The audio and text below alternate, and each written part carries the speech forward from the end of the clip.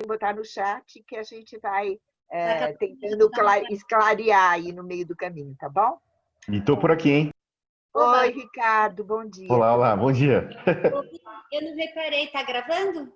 Tá sim. Então, tá. É, Então, nós duas somos formadoras do Avisalá, mas para mim é uma grande honra estar aqui ao lado da Elza, uma das minhas maiores referências. Quando eu entrei no Avisalá em 2011, a primeira formação que eu fiz foi junto com a Elza, então desde sempre eu aprendo muito com ela, com essa grande referência. E eu queria que ela contasse um pouquinho, a partir dessa foto pessoal dela, que ela se apresentasse. Então, com vocês, Elza Corsi.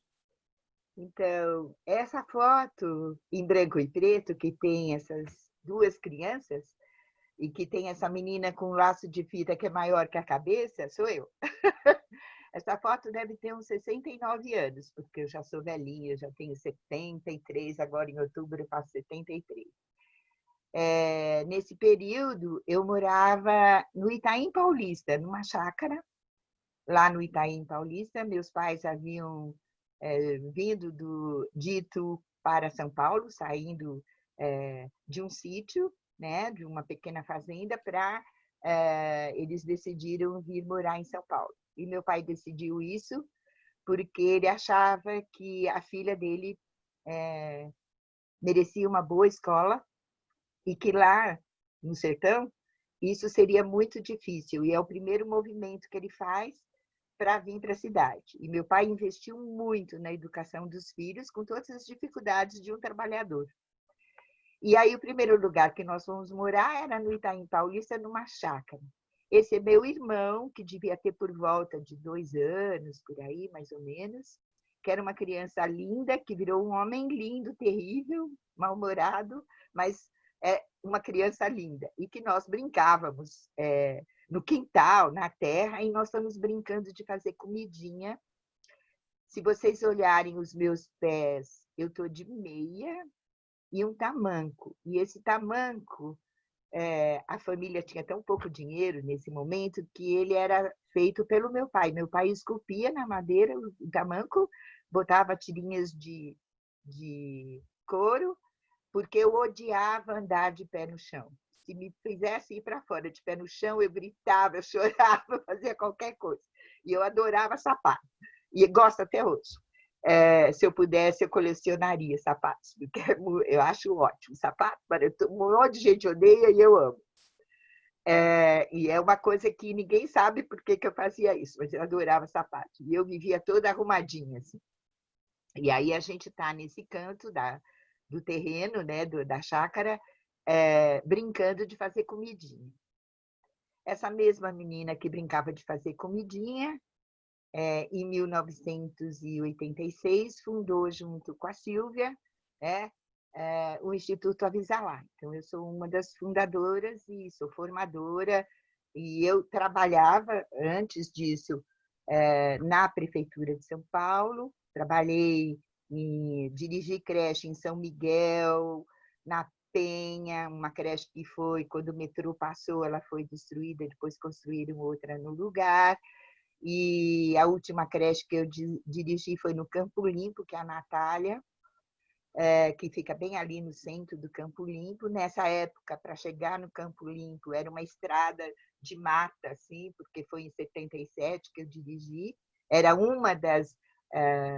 Naquele momento, o município de São Paulo tinha 6 creches diretas e eu acabei dirigindo 3 ao longo de 74 até 82. Depois eu vim para o Butantã e fiquei trabalhando na FAB, SEBS, enfim, todos os nomes que a Secretaria do Bem-Estar teve aí na sua história, numa equipe que trabalhava com a educação infantil e os antigos CJs que atendiam as crianças maiores de 7 anos. E trabalhava como nutricionista, e aí aprendi muito no Butantã. Foi uma escola para mim, né? Tá, na verdade, colaborando com as questões de formação e tal. E eu me aposentei na prefeitura e continuei no Avisalá, que, na verdade, tinha como missão, como sonho, colaborar para melhorar a educação no Brasil. A gente era bem modesto quando a gente propôs isso, certo? A gente sabia que nós, solitariamente, a gente não faria não era uma tarefa nós nos apropriarmos da educação, mas que a gente podia oferecer modelos de formação, modelos de atuação que melhorassem a educação infantil. Porque em 86, as meninas que trabalhavam dentro das unidades escolares, elas eram professoras leigas. E aí, só depois de alguns anos é que muda o status, que entram professoras, mas a questão da formação permanente, ela permanece, né? E até hoje é uma grande demanda, é uma grande questão para a educação. Como é que a gente forma, como é que forma em serviço, pensando na prática, esse mundo enorme que é o mundo da educação. É isso. Bom, que delícia, né, ouvir a Elza contar.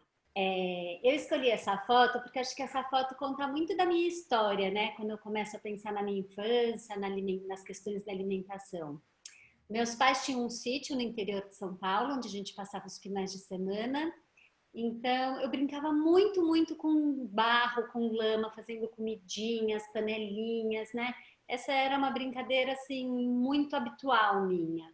E conforme eu fui crescendo, fui, né, tendo outros interesses, eu gostava muito de construir coisas, né? Então, eu e meus irmãos, a gente fazia complexos no barro, assim, a gente fazia represas, fazia pontes, a gente estava sempre inventando.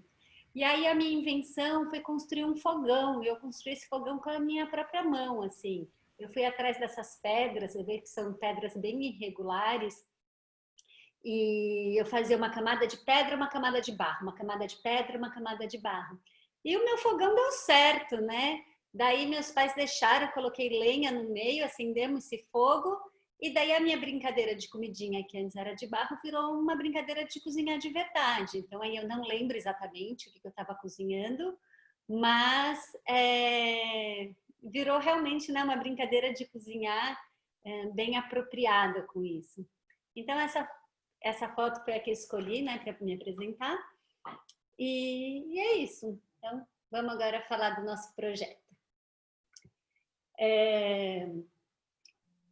Nosso projeto, nessa parte da alimentação, a gente determinou esse seguinte objetivo: contribuir com as equipes gestoras na construção do planejamento do retorno em relação às questões da alimentação. Aqui eu gostaria de fazer uma ressalva. A gente coloca planejamento do retorno, mas a gente queria deixar claro que a nossa formação ela é independente de retorno, porque as questões que a gente vai tratar aqui são questões de sempre da alimentação, são questões que todos os dias a gente precisa falar, se apropriar. Então, e que para o retorno a gente enxerga que esses princípios não mudam, que a gente precisa continuar trabalhando essas mesmas questões. Talvez a gente precise de alguns ajustes, talvez a gente precise ter algum cuidado um pouco diferenciado. Mas os princípios, quando a gente fala da alimentação, são os mesmos. Daí, prioridade ao respeito às iniciativas das crianças, ao estímulo da construção de hábitos alimentares equilibrados e a avaliação dos protocolos de higiene e segurança dos alimentos. Quando a gente fala aqui do respeito às iniciativas das crianças, a gente ficou muito feliz, porque quando a gente foi ler a orientação normativa de alimentação, a que acabou de ser escrita, a gente vê que esse é o grande princípio ali, né? Como o tempo inteiro está olhando para essa criança como um sujeito potente, competente e que suas iniciativas são valorizadas. Então, isso é um dos alicerces da nossa formação. E os protocolos, a gente vai precisar falar deles, mas a gente escolheu falar só lá no final da formação, provavelmente no último encontro, quando a gente já estiver mais alinhado com todos os conceitos, né? Porque o protocolo ele não vai cair do céu, não vai ser a partir de nada, né? Ele é construído a partir de muitas discussões. Como vocês sabem, a gente tem um encontro por mês, né? Vocês têm encontro todas as semanas, mas cada semana é com uma dupla de formadoras. Então, a gente está tendo o nosso encontro hoje e o próximo vai ser dia 30 de setembro. Nesse caso, vai cair no mesmo mês por causa do número de semanas. mas que o mais, não é que é o mais importante, mas é muito importante a participação de vocês nos fóruns. Inclusive, o pessoal da gestão pediu para vocês se apresentarem no fórum, né? Eles criaram um fórum de apresentação. E isso é muito importante para que a gente possa conhecer um mínimo de cada uma de vocês, porque a gente adoraria conhecer a história da alimentação de cada uma, a história de vida, saber de que creche vocês são, né? E isso vai ser possível pelo fórum. Então, quem não entrou ainda, por favor, entre lá na plataforma e se apresente no fórum do seu grupo.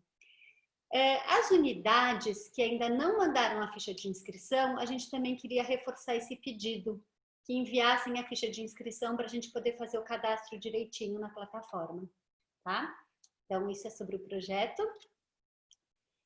E quando a gente começou a pensar, né, nesse funcionamento da formação, vocês sabem, né? O pessoal da gestão já deve ter explicado para vocês como primeira tarefa que cada unidade deve criar um comitê multifuncional, né? Que tenha equipe gestora, professores, pessoal da cozinha, da limpeza, familiares, se possível uma nutricionista, né? E que nesse comitê é que as coisas acontecerão. Então, qual é o papel de vocês, diretoras e coordenadoras, né? Então, coordenar, implementar e responder pela formação de seu comitê. Ou seja, o comitê da sua escola é sua responsabilidade. Então, vocês precisam criar um cronograma dessa formação, convocar e garantir que as pessoas participem dessa reunião e coordená-las. Garantir um clima amigável. E daí, isso que é muito importante para a gente, que vocês garantam que as dúvidas, tarefas e acertos que aconteçam lá no comitê da sua escola sejam postados no nosso fórum aqui, sejam compartilhados com esse grupo, para a gente poder saber como está ecoando a nossa formação que a gente está fazendo aqui, como ela está chegando lá no seu comitê, o que seu comitê está pensando sobre isso, trazer de volta, tanto dúvidas como coisas legais, como ideias, como ações que vocês já estejam fazendo, né? Então, por isso a gente fala desses acertos. Quer completar, Elza? E que tem de postar essas tarefas, enfim, até 15 de setembro. Né? Isso. Nesse grupo aqui. Né? Depois, mas isso mesmo. Para dar tempo da gente ler, né? A gente precisa de pelo menos 15 dias para poder ver todo o material que vocês postaram, para a gente poder replanejar o nosso encontro, né? Sim. Mariana, Elza, acho que vale comunicar ao grupo que essa semana nós estivemos conversando, no final de semana passada, com o CODAI, e aí a gente então combinou que a gente sabe que as unidades com gestão terceirizada, né, não tem a equipe de cozinha nesse momento, mas que poderia ser feito o convite para as nutricionistas das DREs que acompanham o trabalho de vocês, tá? Então, elas estão abertas a receber esse convite e as unidades fiquem à vontade, então, para entrar em contato com elas, para compor o comitê e elas auxiliarem vocês nessa ação local. Claro que isso ajuda muito, porque daí a gente tem essa permanência das pessoas podendo colaborar com a equipe gestora de cada unidade, né? Isso é muito bom. Muito obrigada, Deise. Eu vou agora abrir aqui um pouquinho. Deixa eu parar de compartilhar. Então, se vocês puderem agora abrir a câmera para a gente ver a carinha, e vou dar uma olhadinha aqui no chat se está aparecendo alguma questão. Então, vamos ver o que está falando aqui. Um monte de gente dando bom dia. Daí, orientação normativa publicada. A Deise dá informação onde está a orientação normativa. Daí, nossa, que passeio histórico. Obrigada, Elza. Linda foto, Mariana. Eu fazia isso também, Mariana, quando criança. Fazia fogão no barranco e comidinha de verdade. Linda maneira de se apresentar. Eu fazia comidinhas com as folhas das plantas e terra e as panelinhas feitas com argila que meu pai trazia do rio quando ele ia pescar. Ai, que lindo. Bacana essa partilha. Os 6 diretos estão sem equipe de cozinha e de limpeza também. Isso que a Deise, né, já reforçou. Não é somente as terceirizadas que estão sem equipe de cozinha, as EMEIs diretas também, sim. Então, isso já foi esclarecido pela Deise. Então, pessoal, a gente vai fazer esse movimento, tá? A gente faz a apresentação e daí vem para cá para vocês poderem colocar as questões. Então, se vocês puderem ir escrevendo no chat, ajuda muito. Antes da gente seguir, alguém tem alguma pergunta? Eu queria fazer uma pergunta em relação ao processo de alimentar o fórum. A gente tem feito as coisas coletivamente. Daí tem o ID das pessoas, do coordenador e do diretor separado. Isso. A gente garante que poste as mesmas coisas, porque a gente tem discutido juntos. Não precisa, vocês podem colocar coletivas, vocês podem colocar, na hora que eles estão no fórum, nós do SEI tal, pensamos assim. Tá. Porque no questionário a gente acabou fazendo assim, porque nós fomos fazendo os apontamentos juntas. Sim. É isso aí mesmo. A gente nomeou como a equipe, ok? Ok, pode é isso escrever mesmo. junto. Tá bom? Então tá. Então eu vou voltar agora a compartilhar nosso PowerPoint, então. Que agora é a hora que a Elza vai contar pra gente histórias. Ah, não. A gente começa com alimento cultural, né? A gente escolheu para compartilhar com vocês o mito do cuidado. E aqui é uma versão muito bonita que a gente quer que vocês observem enquanto vocês assistirem o vídeo. Quais são as ações relacionadas à alimentação que aparecem ali? E daí, se possível, vocês escreverem no chat. Posso pôr, Elza? Pode. Opa.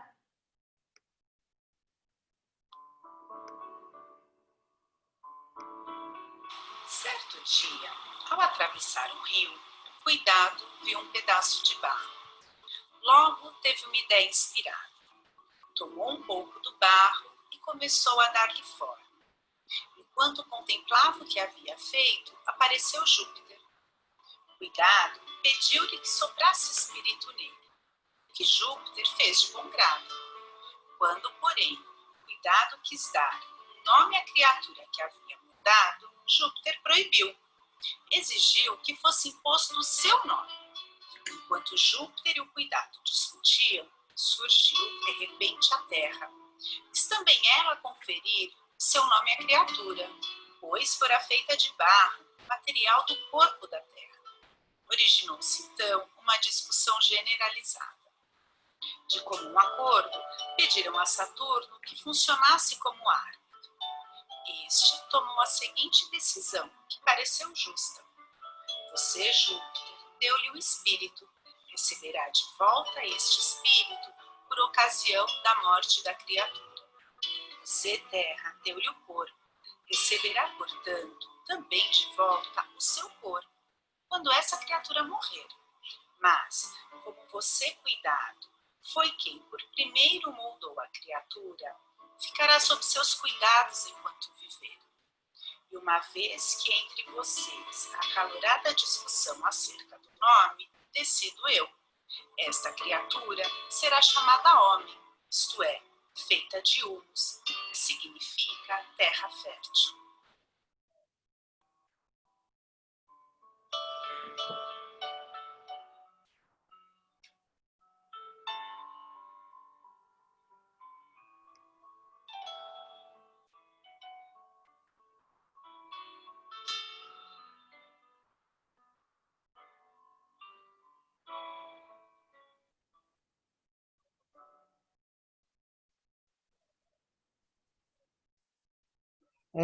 Eu quero colocar, já está ouvindo?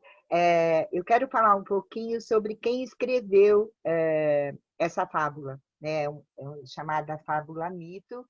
Quem escreveu, na verdade, essa fábula foi um bibliotecário romano, na época que nasce 17 anos antes de Cristo, era chamado Higino. Ele era um escravo, né? Ele era um espanhol que foi escravizado, vivia no Egito, e ele era bibliotecário em Alexandria.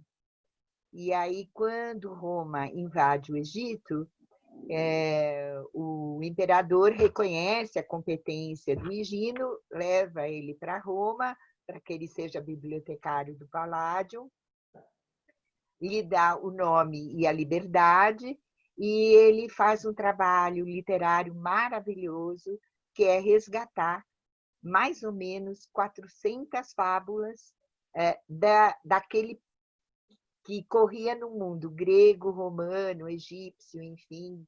Tal. E uma das obras-primas dele é a História do Cuidado, né? Que chama Fábula, Mito do Cuidado, porque o mito, o cuidado, ele não é um deus, ele não é uma criatura abençoada, vamos dizer assim, com o Olimpo, tal. Ele vive na terra, ele é que constrói o homem, na verdade, e que tem muito sentido, né? De que o cuidado nos acompanha do nascimento à morte, até depois da morte, né? Inclusive. E é considerada uma das obras mais... porque é uma fábula curta, concisa, precisa, com as palavras certas.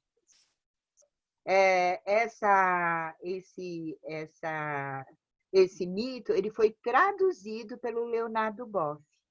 O Leonardo Boff é um filósofo e teólogo brasileiro, que escreveu um livro maravilhoso que chama Saber Cuidar, Ética do Humano e Compaixão pela Terra, que é esse livro que está aqui.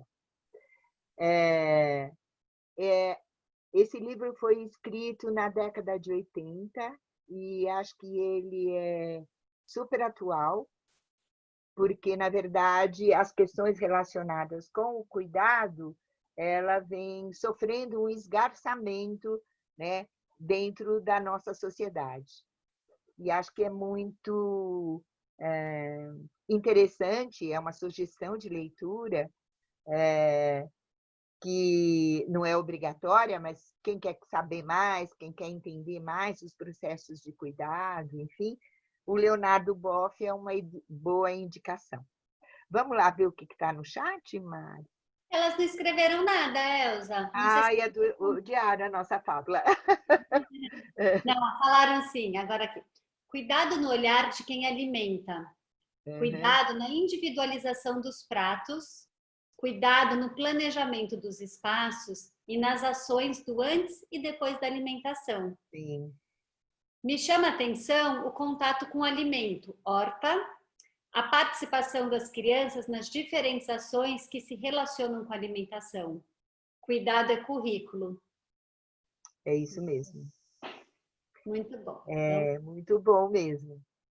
E o cuidado, ele transversa o currículo e eu acho que a gente teria de estar pensando hoje em dia, e é uma discussão que algumas escolas de pedagogia têm feito, de que, na verdade, a gente teria de incluir a ética do cuidado como parte do currículo da pedagogia na formação básica. Eu trabalho no Instituto Singularidades, a gente tem outros parceiros, a Damares dá aula no ESE também e tal, e a gente vem discutindo a necessidade de incluir no currículo da pedagogia as questões relacionadas com a ética do cuidado, né? É uma questão urgente nós pensarmos nisso, por tudo que a gente vê que está acontecendo no mundo, onde as pessoas não... A própria alimentação ela vem sendo abandonada, né? Você come correndo no fast food e acha que isso é o máximo e tal, e vai se afastando, na verdade, até do cuidar de si, né? E aí acho que a gente precisa... Fala. Não, pode terminar. Eu acho que a gente precisa fazer um resgate mesmo dessa questão ética do cuidado, né? E acho que aqui a gente vai começar a fazer uma discussão sobre isso, mas ele também vai ser um tema que em cada encontro a gente aprofunda um pouco mais. Então, hoje eu vou, num segundo momento agora, a gente conceituar quais são os grandes conceitos que existem sobre os cuidados, como é que os filósofos, estudiosos do cuidado, tal, vêm vendo essa questão. Elas completaram aqui, ó. Encantada. A dimensão afetiva e emocional da alimentação. Essencial essa inclusão, Elza. A alimentação é tão significativa que as crianças replicam no brincar. Faz parte do faz de conta do cotidiano. O corpo, os olhares, os sorrisos, tudo precisa ser alimentado. Ai, que lindo! Ai, que lindo isso, é verdade. É verdade. Vamos seguir aqui, então. Vamos. Aqui. Bom, acho que a primeira coisa que eu queria conceituar, né, e trazer, que poucas pessoas pensam sobre isso, porque a escola está tão integrada na nossa cultura, tal, que a gente não pensa qual foi o primeiro pensamento que levou para a escola. Na verdade, a escola é o cuidado de uma geração para com outra, né? Então, quando a gente pega lá os primeiros pedagogos que vão discutindo a questão da relação ensino-aprendizagem e tal, sempre está embutido naquelas discussões como é que, na verdade, eu educo os jovens, não é? Para ocuparem diferentes lugares dentro ou buscarem o seu lugar dentro de uma sociedade. Isso é um cuidado. Então, a escola tem, por essência, o cuidado que está por trás, né? O cuidado não é só o hospital, enfim, não é. O cuidado ele não é só uma questão do corpo, ele também é uma questão de ética, né? Ele é uma questão de construção de valores, enfim, que podem dignificar a vida, né? Fazer a vida ser melhor, fazer com que você seja um melhor ser. Então, tem alguns teóricos que vêm trabalhando em cima dessa grande questão que é o cuidado humano, né? E também tem uma tentativa da gente buscar a humanização desse cuidado, trazer esse cuidado para o cotidiano e e nominado, né? Porque quando eu dou nome, as coisas vão ficando mais claras para nós. Então, o Leonardo Boff, então, ele é um teólogo e ele é um filósofo brasileiro, muita gente conhece, ele é bastante participativo na nossa sociedade e tal, escreveu muita coisa sobre as questões do cuidado e ele define um conceito de cuidar, né, que é cuidar do outro. E quando ele pensa no cuidar do outro, ele pensa que, na verdade, para eu cuidar do outro, e outro pode ser muitas coisas, né? O cuidar do outro significa zelar pelo outro, dar sossego, trazer repouso, atender às necessidades, e, fundamentalmente, ele define que cuidar do outro é entrar em sintonia com o outro. Então, é a gente conhecer o outro, conhecer o que o outro precisa, o que o outro deseja, né? E é uma forma, na verdade, de envolver de carinho tudo aquilo que está próximo de nós. Então, cuidar do outro também significa cuidar da casa, cuidar do seu quarto, cuidar da sua rua, do seu bairro, cuidar dessa grande casa que é a Terra, que a gente não tem outro lugar para morar, nós só temos aqui, né? Não tem como a gente pegar nossa mala e ir embora. Então, cuidar da própria Terra para que, na verdade, ela cuide da gente na medida que ela vem o tempo todo cuidando de nós, de alguma forma, né? Porque nos acolhe, nos dá lugar para viver e etc. Eu gosto muito das coisas que são escritas pelo Leonardo Boff, mas tem um pedagogo e também filósofo que escreveu um texto muito interessante que eu estou propondo vocês lerem, fazerem uma resenha junto lá com a sua equipe sobre as questões relacionadas com o cuidado, que é o Bernardo Toro. E eu também indico até, está lá no ambiente, até uma palestra que está no YouTube, onde o Bernardo Toro conversa com o Leonardo Boff sobre a questão do cuidar do outro.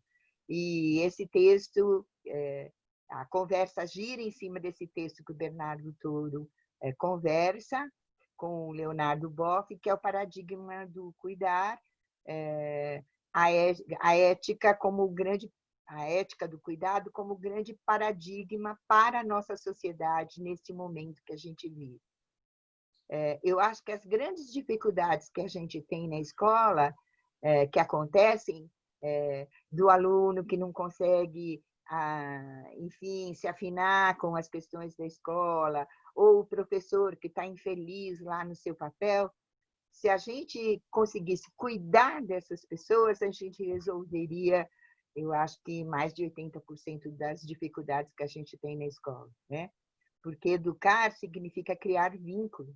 E vínculo ele só é construído se eu cuido, se eu reconheço o valor do outro, se eu valorizo e se eu tenho o desejo de que aquele outro evolua, cresça, floresça, enfim. Que eu acho que são qualidades e desejos que, nesse momento da nossa sociedade, eles são fugidios, né? Eles estão sendo questionados, né? A questão do individualismo toma uma forma monstruosa e vai abandonando muita gente no caminho. A gente está vendo isso acontecer aí com a pandemia, que é um absurdo que se tenha 120 mil mortos e que ninguém se comova com isso. Então, é por isso que eu digo que a grande questão do cuidado ela está esgarçada na nossa sociedade. Então, nós, como professores, que somos responsáveis pelo desenvolvimento, né? Parte da nossa responsabilidade de desenvolver essa geração que vem vindo, nós vamos precisar resgatar, na verdade, estas questões. E o resgate ele vai passar não só pelo discurso, mas principalmente pelo fazer. Quando eu qualifico o fazer, quando eu dou sentido para aquilo, a criança reconhece que ela é cuidada, né? Elza, E ela também aprende a cuidar do outro. Diga. eu queria completar que você falou uma coisa que eu fiquei pensando no sentido, né? Quando você falou que educar é construir vínculo, né? E eu fico pensando como um dos eixos, né? Quando a gente pensa na educação, é a brincadeira, né? Que o grande eixo da educação é a brincadeira. E a palavra brincar, a origem dela vem justamente de vínculo, né? Vínculo vira brinco, e daí brinco origina a palavra brincar, né? Então, como realmente, né? Se a gente está falando que quando a gente vai educar é através da brincadeira, né? Como educar é vincular, né? Muito legal. E que está, que é, vamos dizer, fundamental na questão do cuidar do outro, porque é muito difícil, se eu não tiver vínculo sólido, é muito difícil cuidar do outro, né? Isso precisa ser construído e é aprendido dentro de uma sociedade, né? Aí, bom, o Leonardo Boff escreve, então, todos os conceitos sobre o cuidar da terra, cuidar do outro, cuidar do trabalho. Ele vai classificando os diferentes cuidados que existem dentro da sociedade que precisa ser resgatado.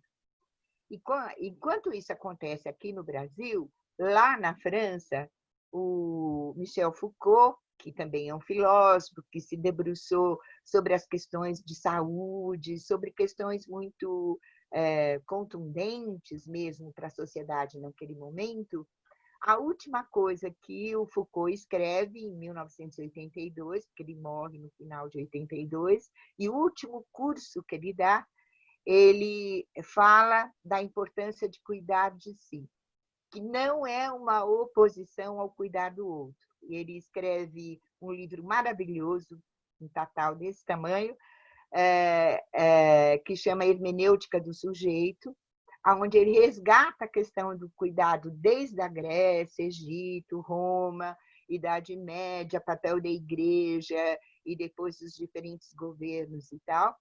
E ele vai definindo, ele vai conceituando a ideia de cuidar de si. Então, a gente já tem um conceito que é cuidar do outro, e vem agora um novo conceito que ele consegue criar aí na sua obra, que é o cuidar de si. E o que ele diz que o cuidar de si, na verdade, é um jeito de estar no mundo, é um jeito de você se postar no mundo. É você admitir que você tem uma mudança que é permanente e você querer essa mudança, querer se transfigurar, querer melhorar, querer estar bem no mundo consigo próprio, né? Na verdade, consolidar uma identidade de você mesmo e você poder, com isso, desenvolver a sua autonomia, de poder decidir o que é melhor para você, e isto não nega o outro sujeito que convive com você, porque nós somos construídos sobre o olhar do outro. Então, o cuidar de si não é um ato egoísta, ele é um ato que ele é social, mas onde eu sou capaz de dizer o que me interessa, o que me cabe, o que eu desejo, enfim, é ter opiniões sobre as coisas, é pensar sobre as ações, é ter clareza do que é melhor para você, né?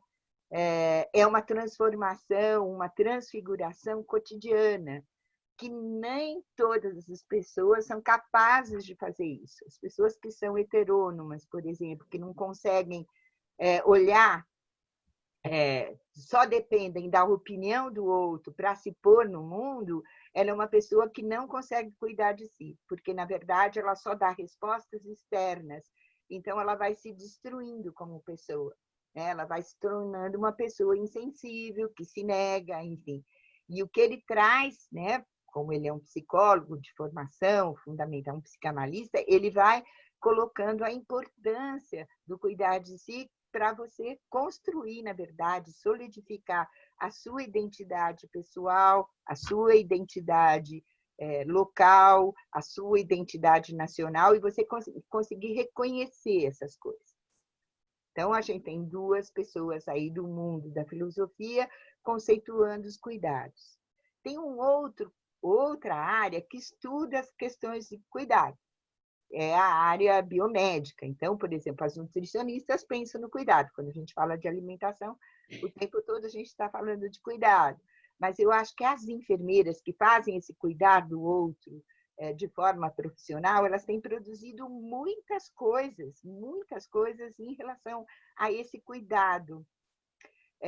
Isso que a gente chama autocuidado, que é diferente do cuidar de si, que é diferente do cuidar do outro, porque, na verdade, com muita frequência, o autocuidado está pensando num pedaço só do humano, que é a promoção da saúde dos indivíduos, e que esses indivíduos sejam autônomos para, enfim, seguirem protocolos, tomarem remédio, ou quando a gente fala, a melhor dieta para você é essa, é aquela, o que eu estou dando? Eu estou dando um protocolo, estou dando um modelo para o sujeito, enfim, se inserir nesse modelo, e aonde a gente aqui da área da saúde vai tendo mais voz, muitas vezes, do que o próprio sujeito que está recebendo essa informação. É diferente eu pensar em autocuidado, do pensar cuidar de si, do pensar no cuidar do outro ou de todos, né? Então, acho que isso é uma coisa que a gente vai precisar ir construindo, amarrando esses cuidados, consolidando isso, para a gente entender que as questões do cuidado, elas transversam, na verdade, o currículo, e ela tem caras, elas têm conceitos diferentes, e que nós temos de trazer isso para iluminar o nosso trabalho, o nosso cotidiano. Alguma dúvida em relação ao cuidado? Tem, acho que um monte de coisa no chat. Vamos ver aqui. Então diga, vamos lá. Deixa eu ver onde eu tinha parado, né? Aqui já tinha. A escola assumiu um papel importantíssimo na constituição dos sujeitos. Sim. O cotidiano precisa ser, de fato, vivido dentro das unidades educativas, não em situações criadas, cheias de artificialidades. Em parceria com as famílias, viver as experiências do cotidiano de verdade. Nas sutilezas do cotidiano de verdade, esse cuidado ético acontece. É isso mesmo. O cuidado está entrelaçado com a escuta da criança, respeitando seus desejos. O convite a repensar a palavra cuidado, com certeza, nos dará a possibilidade de pensar novos caminhos para materializá-los no cotidiano da escola e da vida. Daí o Ricardo coloca aqui a lista de presença. A gente esqueceu de falar lá no começo, o Ricardo é o nosso suporte técnico, é o nosso anjo que salva a gente de todos os problemas. E ele é super acessível, tendo qualquer problema, podem acioná-lo. E ele de vez em quando se coloca aqui no chat para nos ajudar. Seguindo. Como as fragilidades das demandas atuais nos afasta dessa ideia ampliada e corresponsável do cuidado de si. Quanta riqueza de concepções e valores em uma palavra tão corriqueira. Nos faz manter aproximações mais humanas com nossas crianças. E daí alguém que chegou agora, que é a Dirce, que está pedindo desculpa pelo horário. Seja bem-vinda, Dirce. Alguém mais escreveu aqui, Meire. Cuidado. Cuidado refere-se à formação do ser humano, do ser humano. Muito bom. Isso mesmo. Vamos seguir? Vamos.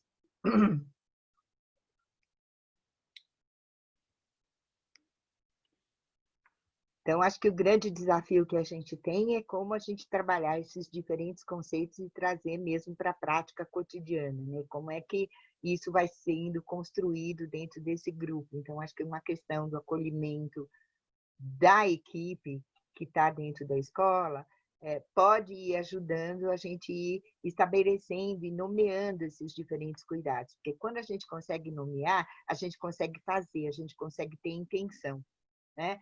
E a escola é cheia de intenção, né? Eu não preciso planejar tudo, mas eu tenho intenção. Então, isso vai acontecendo nas relações, enfim. Tá bom? Vamos lá?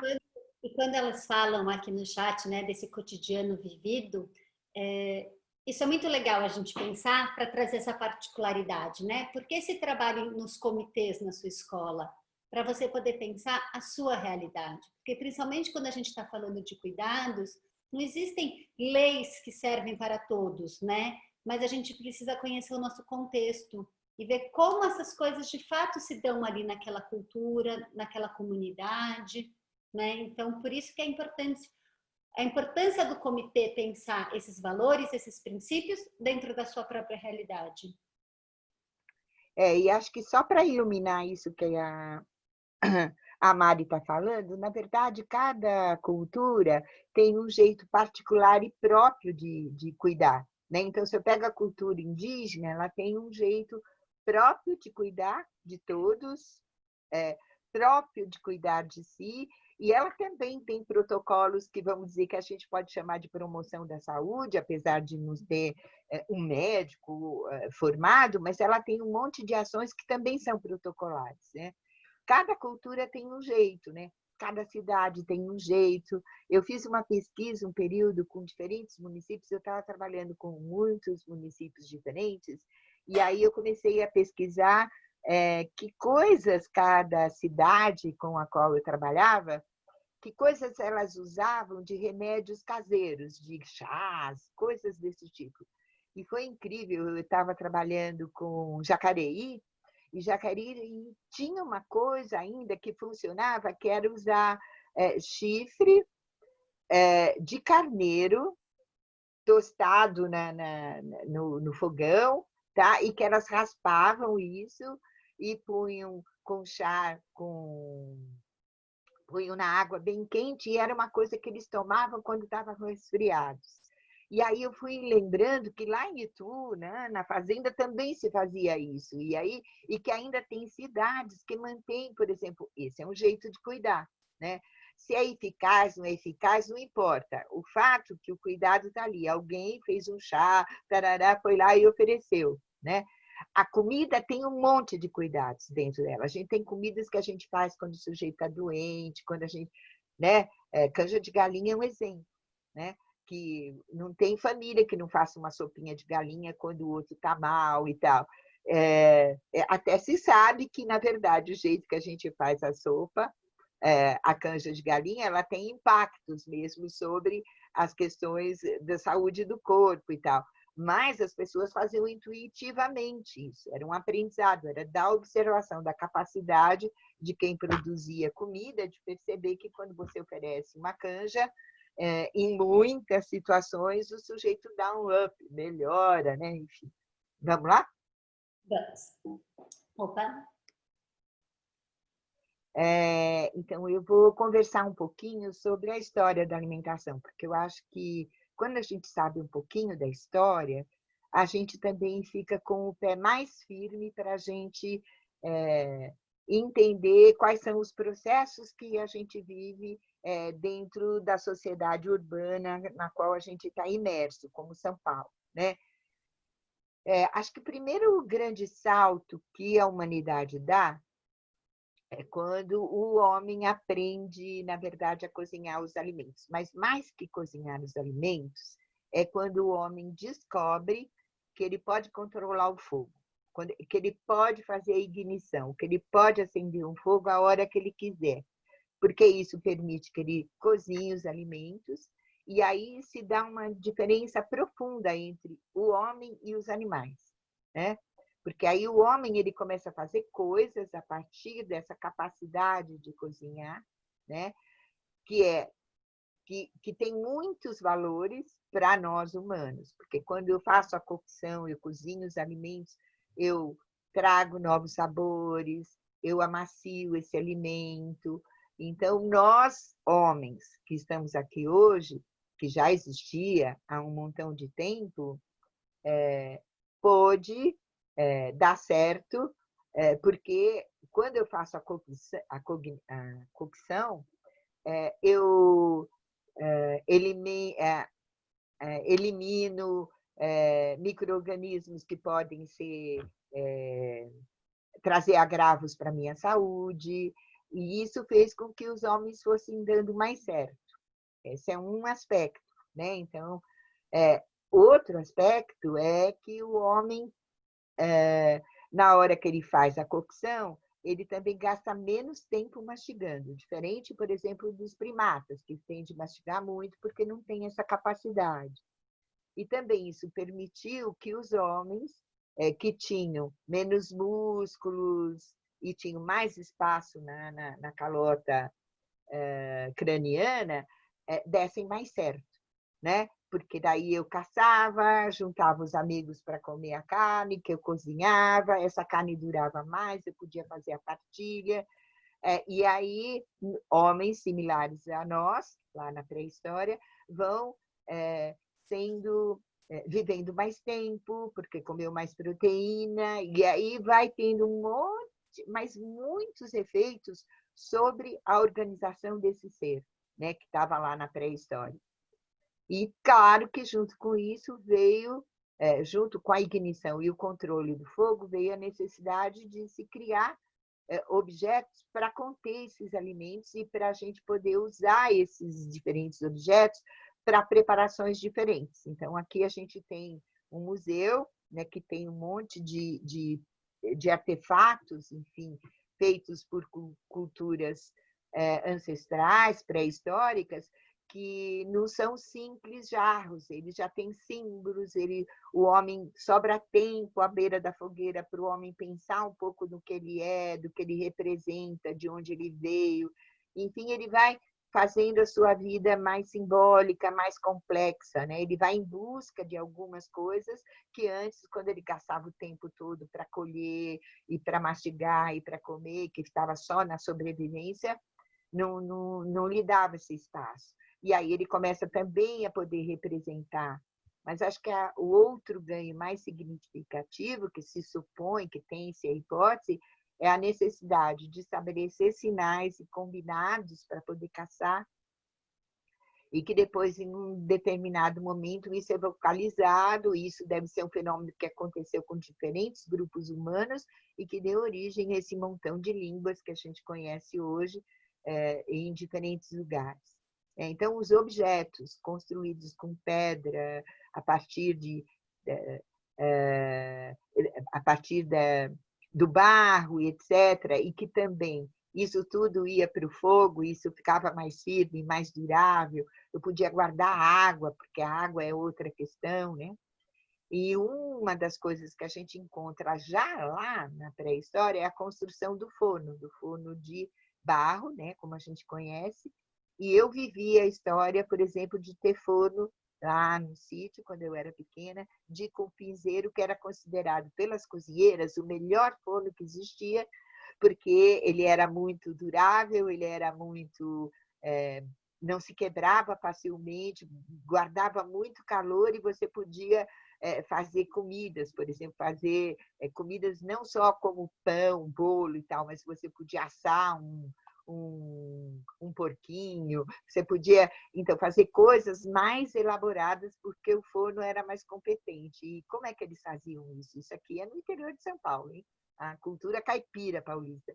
Eles pegavam cupinzeiros que já estavam abandonados, cavavam, tiravam ele do chão, punha no carro de boi, levava até próximo da cozinha, aí faziam uma armação e punha esse forno. Então, na casa da minha avó, por exemplo, tinha os dois fornos.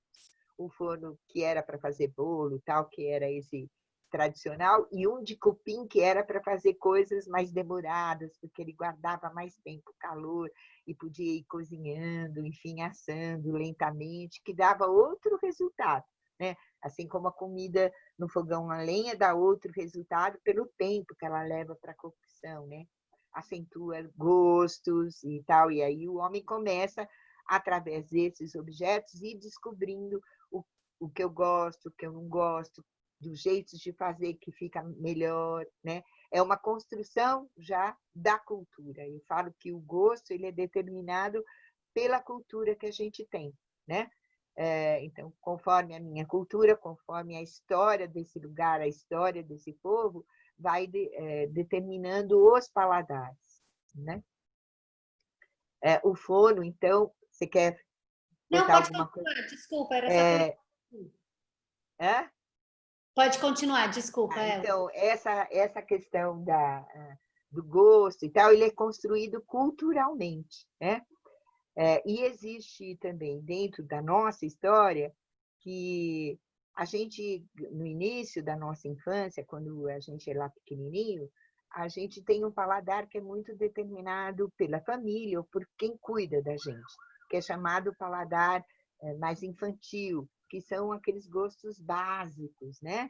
Porque isso também é determinado por uma questão biológica. A gente nasce sentindo o gosto do doce bem na pontinha, que nos leva a procurar o peito da mãe e tal, e a gente gostar do leite materno. Mas, na medida que você vai crescendo, você vai se apropriando de outros sabores, e também as papilas do nascimento até 12 meses, mais ou menos, um pouquinho antes, você vai definindo outros sabores que você vai reconhecendo e vai ganhando gosto ou rejeição por aqueles alimentos. Isso também aconteceu na história humana, né?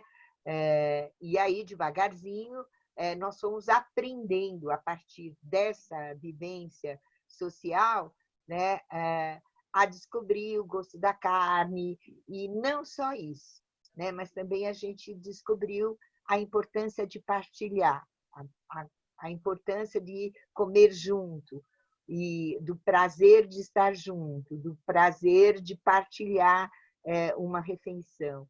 E a gente dá um salto de qualidade e entra nessa questão da comensalidade, dessa capacidade que o humano tem de usar a alimentação para desenvolver uma série de coisas que não estão explícitas na nutrição propriamente dita, mas estão nas relações humanas, né?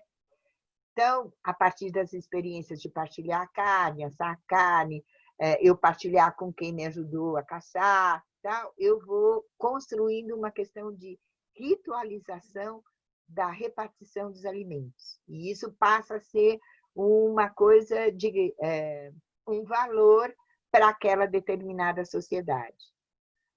Talvez os comensais mundiais hoje mais interessantes são os japoneses, que têm maior dificuldade de obter alimento, e aí eles têm um cuidado muito particular na produção de seus alimentos. Eles são super cuidadosos, eles têm muitos rituais, e eles são considerados historicamente os grandes comensais, por todo o ritual que eles vão trazendo para a mesa, todo cuidado. Ali está expresso nos utensílios, no jeito de fazer o bolinho, no jeito de arrumar as coisas. É muito, muito refinado o que acontece nessa cultura. Mas nós também temos as nossas aqui, né?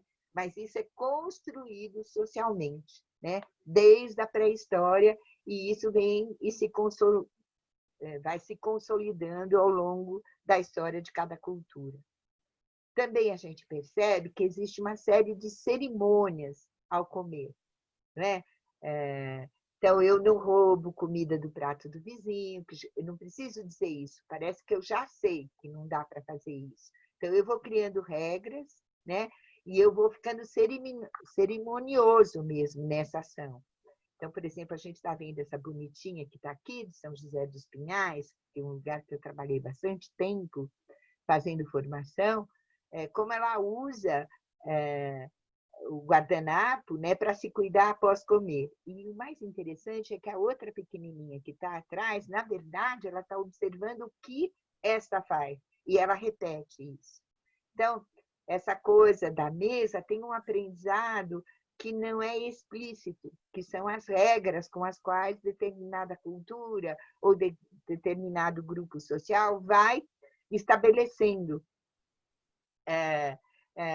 Então, é isso. Eu não como com inimigo, né? Eu prefiro... os inimigos, o que a gente faz? Eu brinco, eu dou só água. Agora, ser amigo, eu vou pensando numa série de coisas para agradar a pessoa. Então, o comer também tem uma coisa de um jogo afetivo por trás, né? Então, eu prefiro comer com meus amigos, então, quando eu recebo alguém, eu penso sempre, o que será que ele gosta ou não gosta, tal. Namorado, então, a gente fica tentando descobrir, que prato gosta, eu vou fazer. Então, existe na alimentação esse jogo afetivo e de sedução, né? Os homens de negócio usam o horário das refeições e tal. Por quê? Porque quando a gente está sentado à mesa, comendo, a gente é menos agressivo. Então, à mesa, a gente é capaz de negociar, né? E não querer sair no braço com o outro e levar vantagem em tudo. Porque é uma hora que, enfim, as armas, enfim, elas são depostas e aí a gente pode ter uma conversa de outra ordem, né? Então, acho que esse resgate, criar esses momentos que valorizem isso, né? Que foi longamente construído, né? Se a gente pensar nos registros que a gente tem sobre as questões ligadas à comensalidade, etc., é de 10 mil anos para cá, né? Já em, acho que 1.500 anos antes de Cristo, a gente já encontra receitas escritas lá no barro, né? Lá na Mesopotâmia, enfim, culturas que já começam a registrar pratos, já começam a fazer isso, né? E é muito interessante, porque isso vai nos revelando a importância que a alimentação tem para o ser humano, como esse grande cuidado que a gente faz no mínimo 3 vezes por dia. São poucos no mundo que comem tão organizadamente quanto nós, né? Os passarinhos comem sempre, né? As lagartas comem sempre, mas, por exemplo, os grandes caçadores às vezes passam dias, leões e tal, comendo a cada 3, 4 dias, porque é difícil obter a caça, é difícil a digestão, enfim. E acho que também vai sendo criado nesse caldo, né, já a importância e o prazer de comer junto, né? E esse prazer de comer junto também desafia e permite que a criança vá devagarzinho rompendo com esse paladar infantil e vá construindo um paladar eclético. É como se a criança, em um curto espaço de tempo, ela fizesse a história da humanidade de novo, né? Então, ela vai saindo daquela coisa miúda, tal, e vai ampliando o seu universo de pesquisa. Quanto tempo a gente tem, Mari, você sabe? A gente tem 45... A gente está no tempo certinho, Elza. Acho que então tá bom. Seguir nessa toada. Aqui também é uma mesa de crianças mais ou menos com 3 anos de idade, lá de São José dos Pinhais, né? que representam um pouco, parte dessa história que eu estava contando para vocês da alimentação, aonde elas muito jovenzinhas, né, com 3 anos, olha, elas já usam garfo, faca, se servem sozinhas à mesa, né, que foi o jeito que a gente organizou, que é uma boa referência para esse momento que a gente está vivendo, que precisa, não dá para fazer tudo como autosserviço, mas dá para a gente servir na mesa, e os cuidados que essa escola tem, de botar uma toalha, de botar um vasinho para enfeitar, e a cara cerimoniosa das crianças em se servir, em usar a faca do jeito que ela pode, não é? De fazer essas experimentações, porque o uso de talher é que nem andar de bicicleta, a gente não tem, por mais que eu diga para o outro assim, tem aqui, olha, a cartilha para andar de bicicleta. Bicicleta a gente aprende subindo, andando. Comer de talher também. Então, ele tem de estar disponível para a criança ir testando, enfim, qual é a sua habilidade, vai desenvolvendo isso. E eles são tão sabidinhos, apesar de ser pequenos, né, que eles já são capazes de usar uma pinça para se servir e tal. Essa é uma mesa, por exemplo, que eu acho que é muito interessante para a gente pensar como solucionar algumas questões que a gente vai ter, mesmo com a vacina, não é porque a gente vai ter vacina e etc., que a pandemia vai embora assim de uma hora para outra. Na verdade, nós vamos aprender a viver com esse vírus, por exemplo, né? Trazendo essa questão na qual a gente está mergulhado nesse momento. Porque se alguém tomar vacina, nós vamos precisar manter ainda o afastamento social, né? Não é porque vamos tomar a vacina que vai resolver tudo.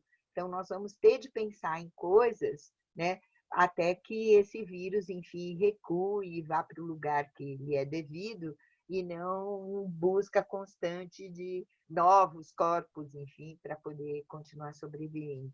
Mas esse é um bom jeito, um jeito gostoso, onde as crianças estão muito concentradas naquilo que elas fazem, né? Ô, Elza, eu Oi. queria comentar aqui, né? Sim. Elza e eu, a gente tem conversado muito, né, sobre essa orientação normativa da alimentação, como é um texto muito apropriado, né? Como a gente está muito encantada com esse texto. E lá na normativa tem um trechinho que fala sobre os talheres e que é muito legal, assim, com respeito a todas as culturas, né? Então eu vou pegar esse trechinho para ler aqui. Deixa eu parar de compartilhar, só para eu abrir. Onde que está? É esse aqui, achar onde que a página certa, só rapidinho. Elza, pode ficar falando com elas enquanto eu acho aqui. Então, é muito interessante, porque quando a gente observa as crianças atuando desde muito pequena, com autonomia e respeitando o tempo e tal, elas vão desenvolvendo habilidades até inesperadas para o próprio professor e para a própria família, né? Então, quando a gente deixa a criança se expressar, ou estimula, ou ela vê que eu gosto daquilo que faz e ela tenta dar uma resposta, você está pondo um desafio e a criança, na verdade, ela vai dando conta de tarefas que há uma semana atrás ela não era capaz, né? Então, acho que é muito interessante a gente observar como as crianças atuam no horário da alimentação e aí desafiando, botando desafios enriquecidos, vamos dizer, para a criança. Eu acho que é esse pedacinho que eu queria. Fala assim, estão presentes cada vez em maior número as crianças imigrantes que chegam na unidade educacional de diversos países, como Bolívia, Peru, Haiti, Venezuela, China, Nigéria, entre outros, imersos em sua cultura e costumes, inclusive seus hábitos alimentares. E isso precisa ser valorizado e partilhado com as demais crianças desde a educação infantil, na garantia da promoção do respeito à diversidade e à interculturalidade, inciso 2 do artigo 1 da Lei 16.478/16.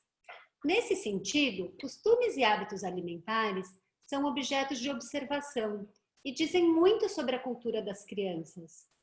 Compartilhar com a comunidade educativa, por meio de vídeos, fotografias, receitas tradicionais de origem das crianças migrantes e ou imigrantes, preparadas pelas próprias crianças, e oportunizar espaços e momentos para que as culturas diversas da unidade possam dialogar são formas de enriquecimento e valorização cultural.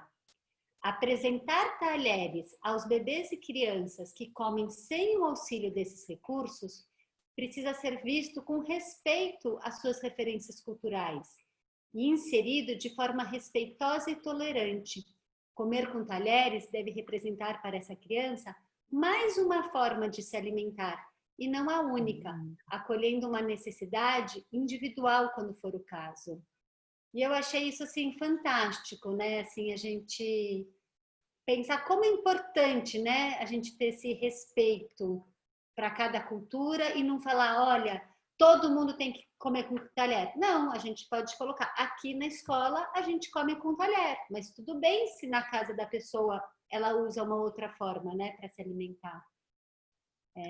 E eu acho que também tem experiências muito ricas para fazer. Teve um momento de algumas formações, lá inclusive para o pessoal de Parelheiros, que a gente começou a estudar um pouquinho da cultura japonesa, as histórias, as casas e tal, e aí a gente resolveu, com os maiorzinhos, marcar um almoço num restaurante chinês aqui em Pinheiros, e elas vieram de lá, primeiro andaram pela cidade, e aí vieram de lá, o grupo de 3 e 4 anos, almoçar. E eu tinha tido uma conversa com o dono do restaurante, que fez um preço bastante em conta e tal, e aí ele fez, na verdade, um menu de degustação para essas crianças, com tudo que tinha direito, com os palitinho com borracha e tal. Foi um brilho nos olhos, assim, único, porque as crianças adoram ser desafiadas. Né? Teve criança que só experimentou, na verdade, o macarrão japonês, entendeu? Mas o fato de ter aquele universo ali desafiando, as crianças falaram disso, acho que um mês, né? Dessa aproximação da minha cultura com uma cultura muito diversa, né? Muito diferente. O quanto isso é estimulante, né? Ou então experiências do tipo, vamos viver como é que se vivia na Idade Média, no castelo da Idade Média, e etc. E aí as crianças, por exemplo, foram produzir pão, né, com uma coisa pegando receitas próximas da Idade Média e tal. Então, e pensar que muitos, na Idade Média, se usava o pão como prato, né? Você cavocava e punha a sopa ali dentro para tomar e tal. Coisas que vão diversificando o conhecimento, vão ampliando, na verdade, o nosso olhar sobre a alimentação e oportunizando para as crianças um campo de experiência que é muito amplo, que eu nem imagino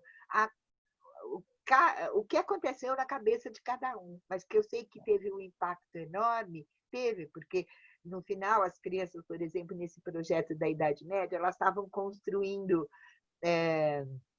armadura de papelão, e por conta própria, não era uma coisa que o professor propunha, é que aquele universo foi iluminando, enfim, outro olhar para outras experiências e construindo outros brincares, que claro que o brincar representa uma parte das hipóteses que as crianças têm sobre aquilo que ela está trabalhando, que ela mostra através da brincadeira. Então, acho que a alimentação também a gente pode fazer muitas experiências aí, né?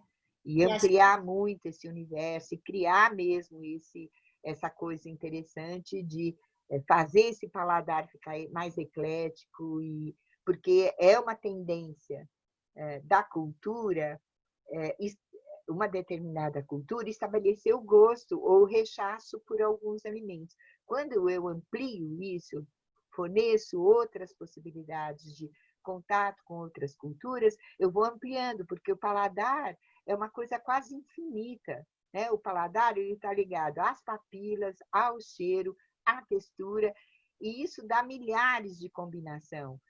Se hoje eu for, por exemplo, sei lá, um lugar que eu gostaria de ir, Tailândia, por exemplo, eu conheço pouco da comida tailandesa ou vietnamita, estou lá pensando no Oriente, bem distante. Possivelmente, se eu gosto desse desafio, eu gosto de correr esse risco, eu vou ampliar o meu paladar, é uma experiência a mais que vem.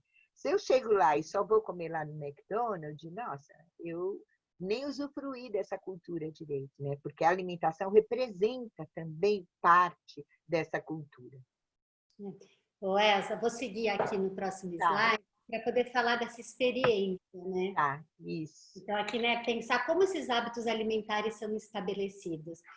E quando a gente já preparou esse slide já faz um tempo, e hoje a gente já está no nosso terceiro encontro, e isso começou a me tocar muito quando a gente fala que cuidar e educar é uma única ação, e que isso fica, muitas vezes fica só no discurso, né? E aqui nesse slide eu falo, não, olha como é a mesma coisa, como cuidar e educar estão juntos mesmo. Porque se a gente for pensar, como é a forma que a criança aprende? A criança aprende pela experiência, né? La Roça nos fala disso, né? Fala dessa experiência que tem que ser intensa, que tem que ser verdadeira, que tem que ser com todos os sentidos. Que não é você passar por uma coisa uma única vez que você vai ter uma experiência, que você vai aprender. Você precisa realmente manusear, experimentar muitas vezes. Você precisa da repetição para que aquilo realmente se torne uma experiência. E a gente fala disso sempre quando a gente está falando do brincar, quando a gente está falando das aprendizagens das crianças. Agora, se eu trago isso para esse contexto, é a mesma coisa. A criança ela vai aprender a comer comendo, ela vai aprender esse paladar, esse desenvolvimento desse paladar vai acontecer com a repetição.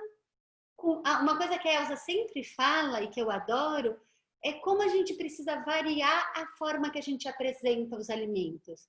Então, a criança não vai aprender a comer o abacaxi comendo sempre do mesmo jeito, da mesma apresentação, mas variando. Uma vez o abacaxi em pedaço, outro dia em suco, outro dia cozido, outro dia no frango, né? São várias formas de você apresentar o mesmo alimento que vai compor essa experiência da criança.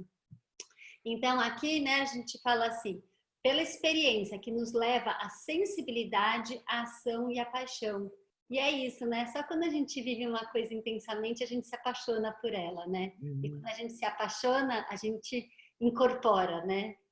São experiências prazerosas, sistemáticas e sistematizadas. Precisa de constância, né? Isso que eu estava falando. A gente precisa de repetição, né? E repetir não é fazer exatamente igual, né?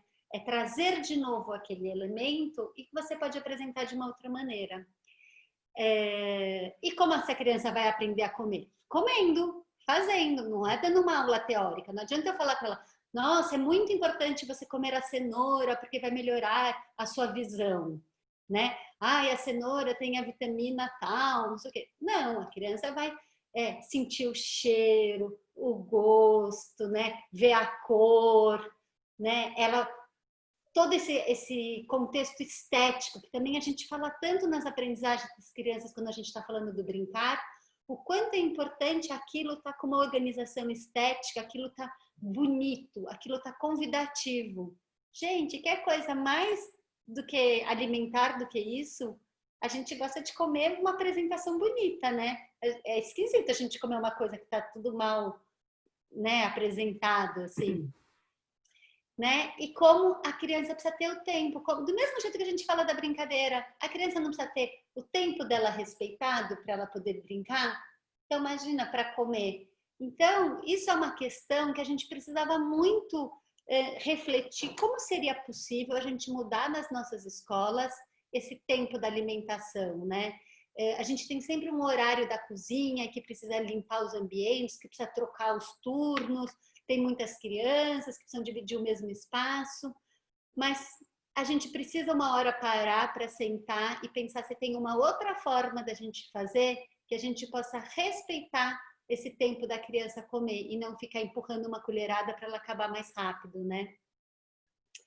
E quanto é importante, né, a gente priorizar nessas experiências das crianças frutas, verduras e legumes e pensar nessas diferentes formas de preparo. Quer completar, Elza?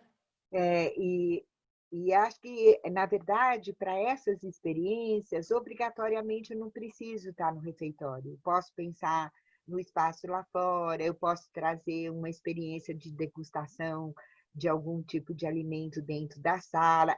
Eu acho que, na verdade, eu preciso parar para pensar nas diferentes possibilidades que existem, né? Eu posso usar a cozinha, eu já vi, por exemplo, as crianças junto com a cozinheira na janela, ali de distribuição de alimentos, as crianças no refeitório ajudando a cozinheira a cortar legumes para preparar. Na verdade, a gente havia contado a história do Pedro Malazarte, da sopa de pedra, e aí a professora propôs que, na verdade, eles fossem pensando na sopa da escola, e foi fazendo essas relações.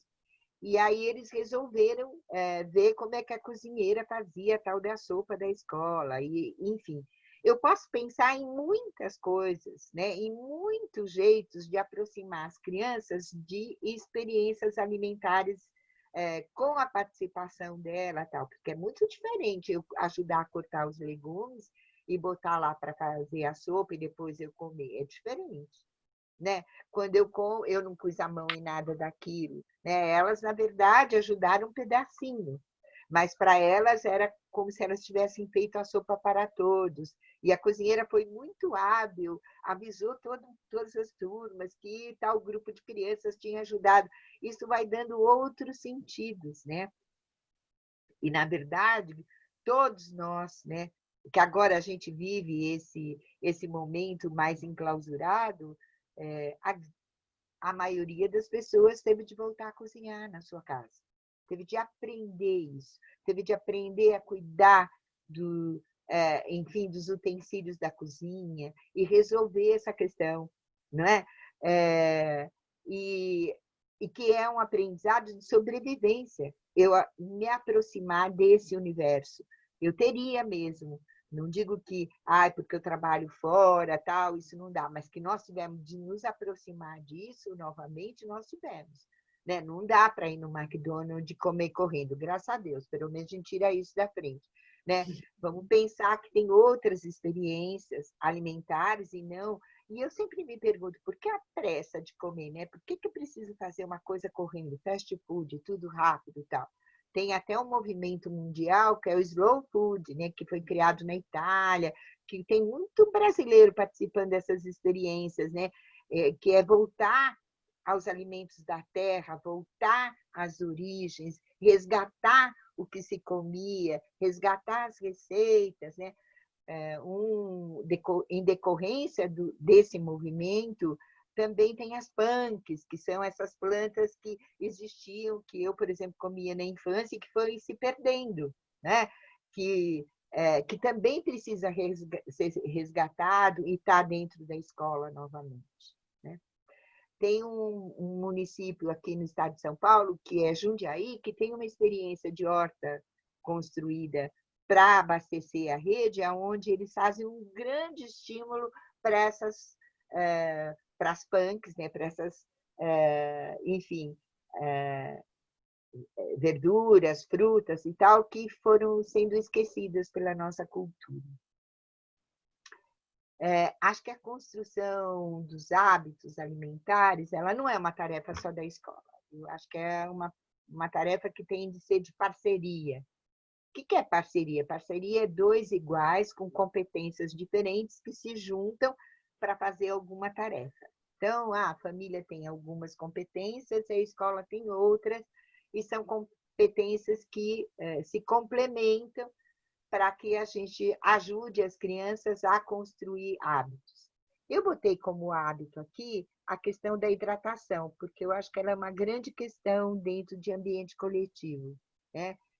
O consumo da água, tal, ele precisa, na verdade, estar muito acessível à criança. A criança precisa participar muito disso para ela reconhecer o que é a sede, principalmente num país tropical, onde a gente tem uma grande perda de água e onde a gente também tem um número grande de pessoas que se esquecem de beber água. Eu sou uma delas, né? Porque tem uma história familiar das mulheres que não bebem água.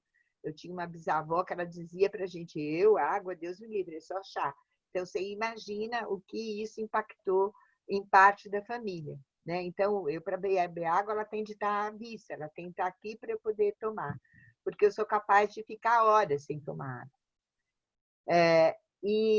E acho que o que tem de sutileza nas construções que a gente está levantando aqui é o respeito à iniciativa da criança. Então, olha, a gente vê lá um menino, né, que quer tomar alguma coisa, ele já conhece um pouco, ele já sabe fazer algumas coisas, ele tem um ímpeto, por exemplo, de ajudar a botar esse líquido que ele está tomando, que é um suco ou coisa similar, e o educador respeita isso, espera e serve. A gente não precisa ter pressa. Eu não tenho um currículo fechado que eu tenho de cumprir a toda força, né? Quer maior aprendizado do que essa criança está fazendo, ou que esse menininho do São José dos Pinhais está fazendo com a fruta, está lá e ele vai aprender que a fruta tem de ser contida em alguma coisa especial, e que ele, para ele comer, ele dava mordidinhas miudíssimas, assim, e devolvia na panelinha, como se fosse, né, na cumbuca, como se fosse, o mais importante era devolver para a cumbuca até do que comer. E eu ter paciência para isso, não é? Eu ter tempo, porque se eu reconheço que as questões relacionadas à alimentação, elas são construção de conhecimento para a vida, estabelecimento de hábitos que vão ficar para sempre ou por muito tempo com nós precisamos dar um tempo para que isso aconteça, não dá para fazer tudo correndo. E que a gente trabalha com crianças muito pequenas, que vão ganhando competências à medida que crescem, mas eu também preciso olhar para isso. Isso é cuidado. Elza, isso é cuidado, diga. não, eu queria completar quando a gente fala da competência da criança, né? Isso acho que é um ponto que é muito importante, que a abordagem Pickler fala muito para a gente, né? Da gente olhar para essa criança pelo que ela já sabe fazer, pela competência dela e não pela falta. Então, a gente vê a cena desse menino e a gente vê que o adulto que está com ele está olhando por essa competência, né? O que essa criança já sabe fazer? Ninguém está falando para ele, não pegue a garrafa de vidro que você não consegue, que ela é muito pesada e você vai quebrar, né? Ela está favorecendo uma forma que essa criança possa participar dessa ação com que ele já consegue. Então, ele já consegue fazer a pega ali da garrafa. Ele talvez ainda não sustente o peso, né? Mas ele já consegue segurar o copo com as duas mãos. Ele já consegue beber. Então, é muito importante, né? Quando a gente fala das questões alimentares, a gente reforçar esse olhar, né? Para essa competência. Em vez de eu virar para essa criança que está com a fruta, a Elza conta, né? Que no dia ela ficou muito tempo brincando de pôr e tirar, pôr e tirar, pôr e tirar. Se chega um adulto e fala, para de fazer bagunça, menina, isso é para comer, né? E o outro adulto que não, que olha para aquilo e percebe o interesse daquela criança e vê como está prazeroso para ela fazer essa brincadeira ao mesmo tempo que ela se alimenta e que ela conhece esse alimento, né? Se apropria dele. Vou abrir o microfone, vou abrir aqui a tela para a gente... Se vocês puderem abrir as câmeras, meninas, a gente está com saudade de vocês. Poder olhar nosso público. Tem homens também, que coisa boa.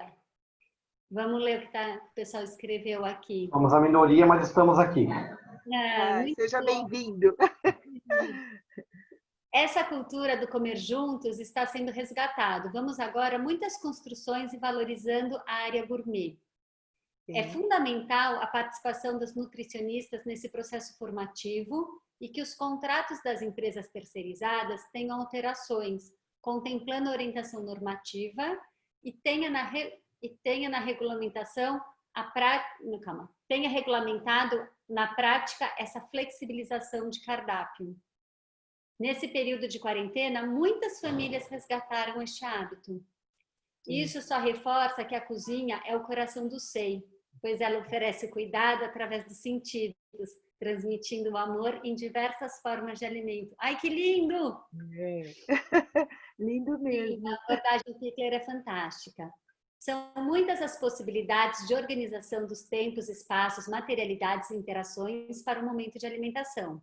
Para tanto, precisamos nos abrir ao diálogo, às reflexões que visam acolher e respeitar os bebês e as crianças e ressignificar nossas ações.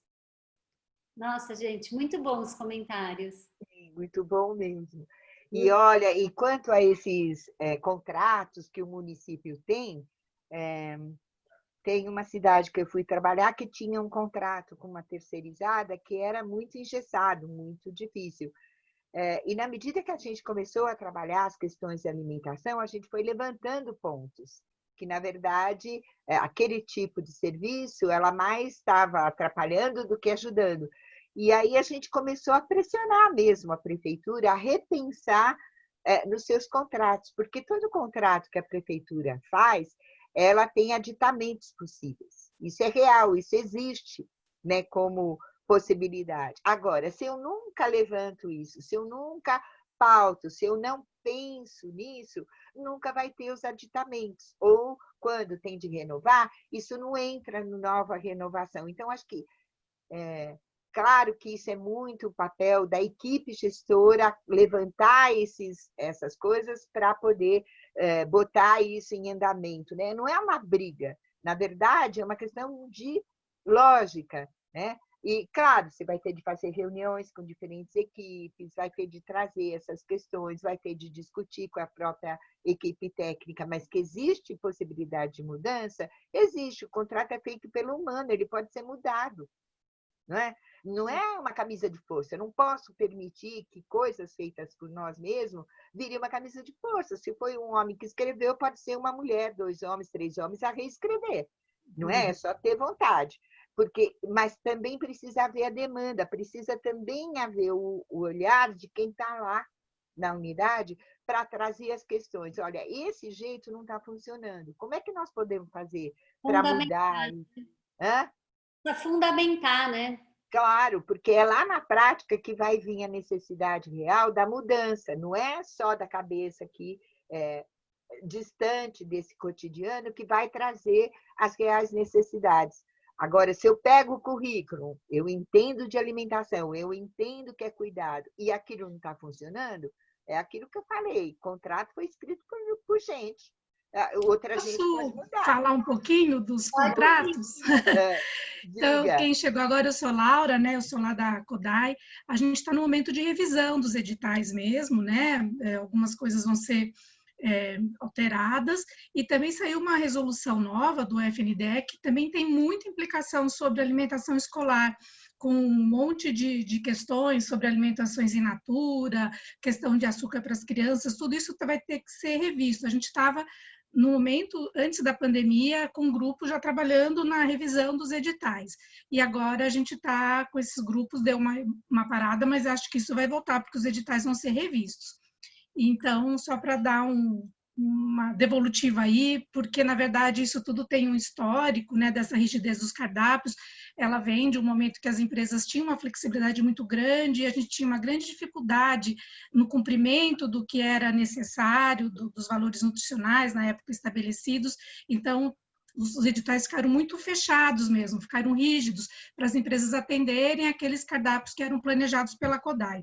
Mas a gente está agora, durante todo esse tempo, num outro momento, né? Eu acho que a relação com as empresas mudou e também o programa, isso a gente está revisando, para quem colocou da flexibilização dos editais e tudo mais.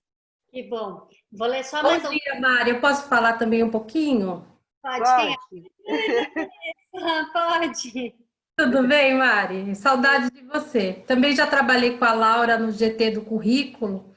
E aí, assim, a gente tinha mesmo essa dificuldade muito grande na flexibilização. Eu sou de uma EMEI de 600 crianças que tem uma dificuldade muito grande na hora da alimentação, por causa da gente não conseguir flexibilizar a linha do tempo. E aí a gente tem muita dificuldade na questão do respeito ao tempo da criança se alimentar, que acaba sendo um problema maior que a gente tem. E a gente também, o ano passado, por exemplo, a gente teve uma discussão muito grande relacionada à alimentação. Eu não estava na escola, mas a gente tem o registro disso, de uma discussão muito grande que havia divergência entre a nutricionista que faz o nosso acompanhamento da prefeitura e a nutricionista do contrato. Então, a gente também tem esses entraves dos quais, e a gente já vem discutindo. A cidade é muito grande, as mudanças não são fáceis, né? A Laura, eu trabalhei com a Laura em 2018, que elas entraram com a gente na discussão do currículo da cidade, foi o primeiro GT que nós trabalhamos juntas, e aí depois teve o GT da organização, então a gente está num processo. Mas é um processo difícil e um processo bem lento mesmo, mas que eu acho muito necessário, que a gente tem que contribuir mesmo para a mudança do respeito da nossa linha, do respeito à criança. Porque o currículo fala da escuta da criança, o nosso currículo é esse, mas na alimentação a gente está muito aquém de fazer isso. Então, acho que essa escuta que você levanta, ela é fundamental para qualificar a alimentação, porque eu sempre fico pensando assim, olha, gasto um monte de dinheiro para comprar os alimentos, paga-se um monte de gente para trabalhar e produzir, e aí, por uma questão que às vezes até é menor, não é? Desanda tudo aquilo que você investiu. Então, como e é mesmo localmente que nós vamos trazer o que precisa mudar. Não é? É tempo, é um refeitório pequeno que não cabe todo mundo. Que coisas que eu tenho de fazer? O refeitório, todo mundo é obrigado a comer no refeitório, tem outras saídas, porque tem coisas que eu vou precisar mexer estruturalmente, etc. Mas tem coisas que às vezes é muito da criação do próprio povo que está ali para minimizar, não é? E para qualificar aquela alimentação. Porque a minha busca é essa, olha, eu já tenho um dinheiro investido, paga nutricionista, paga professor, paga cozinheira, taraná, paga a comida para chegar lá e depois chega uma coisa junto da criança que não está qualificada, que é um crime. Como é que você gastou tanto e estraga lá bem na hora que o sujeito vai receber, não é? Então, acho que são coisas para a gente pensar junto, não é tudo que a gente vai conseguir solucionar, e tem soluções que são a médio prazo, tal. Acho que também tem de ter essa paciência, mas acho que tem coisas que são possíveis a gente reivindicar, são possíveis a gente botar em prática e mudar. Tempo é uma delas. É uma questão que, na verdade, está nas nossas mãos, não está na mão do prefeito. O prefeito nem sabe que hora que os meninos comem, né? E nem é para saber, não é competência dele, ele paga um monte de gente para saber. Então, nós que vamos ter de repensar e ver, olha, isso é importante, tempo é importante, então como nós vamos lidar com o tempo? E a cozinha não dá conta, é aquilo que eu falei, o contrato ele foi feito por gente, e ele pode ser mudado pela gente também. Então, acho que são coisas que, em alguns momentos, dentro da estrutura do Estado, a gente ficou preso a um monte de regras como se elas não pudessem ser alteradas, e não é real isso. Né? Claro que ela tem de ter justificativa. Então, você tem um currículo, você tem uma construção de conhecimento sobre as questões fundamentais na alimentação, de qualificar mesmo essa ação que é feita no mínimo 3 vezes por dia. Como é que a gente aproveita isso? Como é que a gente faz isso dar fruto, na verdade, transformar essas crianças em humanos e não darem tanta trela para o fast food? Eu estou falando isso porque é sério, o fast food é uma questão grave na nossa cultura, é para comer depressa e comer um monte, comer depressa e sair correndo. E o comer não é isso culturalmente, né? O comer é encontro, comer é partilha, comer é solidariedade, é onde eu vou construindo essas questões. Eu acho que a gente tem um monte de gente perdida no mundo porque ficou na fila do fast food, de verdade. Esse dia eu fiquei pensando, né? Eu falo que o Hitler foi tão ferrado, porque acho que a mãe dele obrigava ele a tomar sopa assim, a colherada de balde todo dia, para virar aquela figura maluca, malvada, entendeu? Porque, claro, né, se você não é respeitado na sua essência, como é que você pode ser boa pessoa? Não pode. Né? Como é que você pode ser solidário com o vizinho? Não pode. Então, acho que assim, a comida está ligada à construção da solidariedade, que é uma questão que é cuidado, e que está muito esgarçado na nossa cultura. A gente precisa costurar isso. Eu acho que o grupo que, enfim, nos últimos 4 anos, vem sofrendo muito em termos das práticas da sua profissão são as nutricionistas, que a gente vinha vindo numa boa, com um monte de coisa, agricultura familiar, orgânica, as punk, as hortas, e de repente tudo isso foi tirar dinheiro, e nós temos de fazer mágica agora para poder dar certo. E a gente não pode perder essa oportunidade que a gente está tendo do município de qualificar mesmo isso, e que isso vire uma marca do município, uma marca para cada professor, uma marca para cada criança. E já é marca, porque as crianças, quando você vai conversar com crianças que viveram na creche, primeira coisa que elas contam, eu adorava a comida da cozinheira. Às vezes ela nem lembra o nome da professora que ela tinha lá, mas ela lembra do sabor do prato disso, daquilo. Então, isso é muito significativo. Então, acho que nós vamos ter que fazer esse esforço mesmo. Diga. Tem vários comentários aqui e a gente acabou estourando o nosso tempo, mas vou... é verdade. Ai, meu Deus. Finalizar. Me senti cuidada por vocês, vozes, ritmos que me embalaram. Tem que ser inserido no currículo essa necessidade da participação de educadores no chão da escola nas questões fundamentais desses contratos. A escola precisa participar dessas alterações dos editais. A rigidez dos contratos, dos horários, são maior entrave ao respeito ao ritmo da criança, com certeza. Realmente, adequar a linha do tempo é um desafio nos 6 IEMEIs. A necessidade de repensar os horários e espaços de alimentação das crianças é gritante. 5 refeições por dia num espaço único, no máximo 2 em SEI, é um quebra-cabeça. Então, eu vou agora compartilhar de novo a nossa apresentação aqui. Ô, Elza, sabe o que eu estou pensando? Oi, pula. Se a gente deixa o vídeo... Opa, por que não está indo? Se a gente deixa o vídeo para elas assistirem depois. Eu acho que seria bom, não? Então, vamos contar dele e elas assistem depois na plataforma. Então tá. Conte. Esse vídeo a gente produziu no Maranhão quando nós estávamos implementando o projeto do Diretrizes em Ação junto com a Unicef e o Ministério da Educação. E aí o Ministério da Educação definiu qual o estado que a gente deveria trabalhar e a Unicef, enfim, financiou e acompanhou e tal. E a gente pôde fazer uma coisa que raramente a gente pode fazer na educação, que foi filmar tudo que a gente fez com as crianças. E aí a alimentação, e quem implantou diretamente esse trabalho foi a Lica, que está lá trabalhando com vocês no primeiro grupo, enfim, e aí a gente tem uma cena de alimentação muito interessante, um jeito de organizar e um tempo para organizar as crianças, e isso daqui é muito destinado para a EMEI, que são crianças maiores, que a gente trabalhava lá.